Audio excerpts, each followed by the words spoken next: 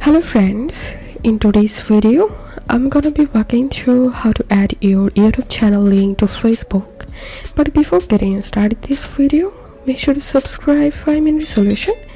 So first of all, open your YouTube channel and tap on this three dot icon to the top right corner and tap on share. All you have to need, just copy your channel link and now open your Facebook app and open your Facebook profile. Tap on edit profile. Scroll down all the way to the bottom and tap on edit your about info.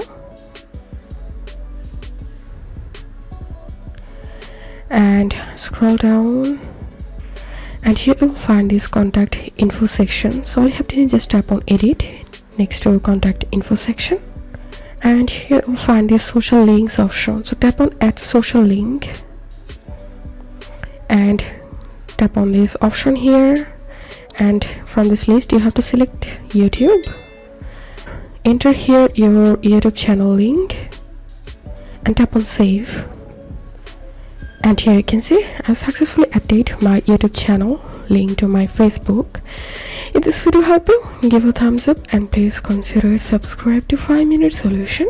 Thank you for watching.